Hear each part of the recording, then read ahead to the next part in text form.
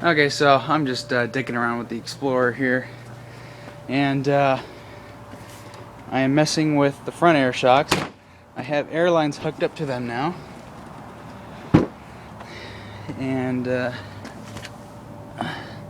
you can see there's mine. I did the same thing I did with the back. I hooked up the front like the same way, so I've actually got it lifted up here, just testing to see how the shocks hold up, and looks like we got quite a lift there.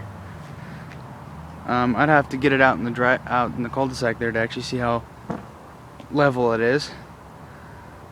But you can tell there's definitely a bigger gap there.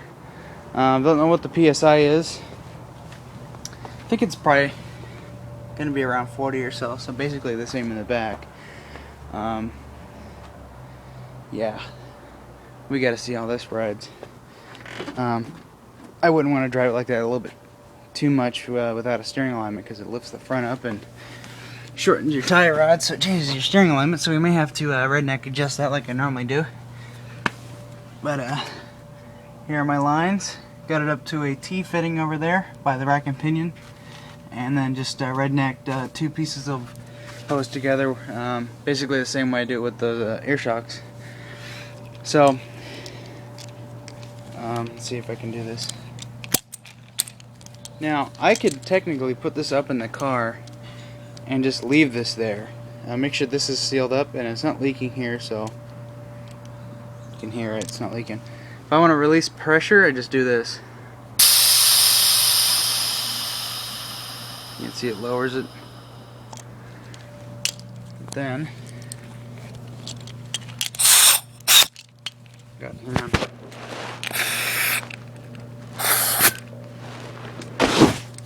Okay. Basically, you hold this until it lifts all the way up and stops.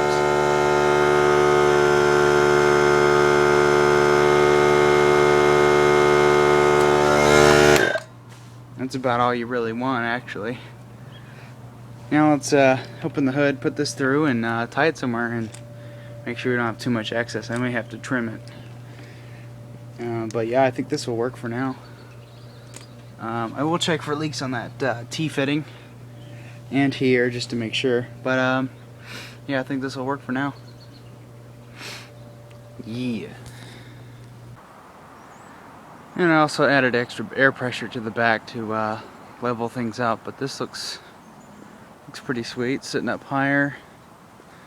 Got some excess lines there. We'll have to reroute all that.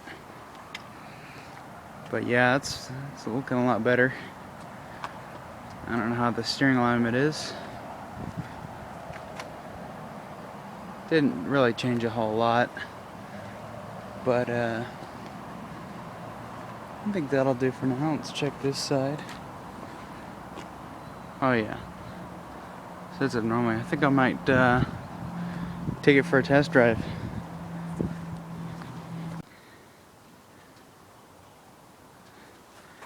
There, now she's riding level. About the same PSI in the back. Any more than 40 and it's too bumpy. Or starts to get really bumpy. But right now it's riding smooth with 40.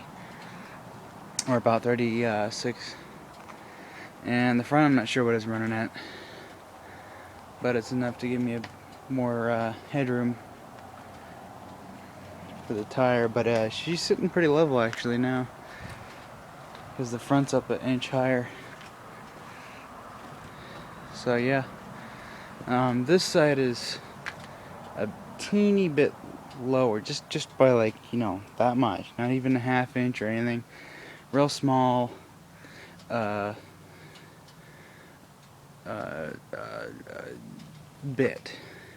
And I think we just need to adjust that torsion bar just a little bit, just to bring this side down, because it's supposed to be at about slightly under 12, and then back here is supposed to be at 12. This side here is 12, and that's 12, and the other side is 12, and the front's a little under 12. But Not too bad. Ride's a little bit better. It's not a significant increase in rideability, but the handling's a bit better, and some of the potholes, it responds differently when it goes over them. It's a little bit smoother. Still need to get our camber fixed. As you can tell, it's in too far on that side. And then we look at this side, she just sticks out a bit. And then we gotta figure out why this wheel is in more than the other. So if you look at it,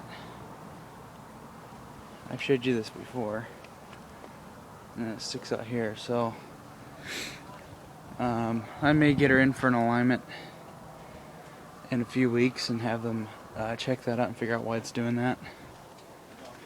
Other than that, ride's better, and I got the front aired up, so I'm happy with that. We're not just riding empty bags, possibly ruin them, you know.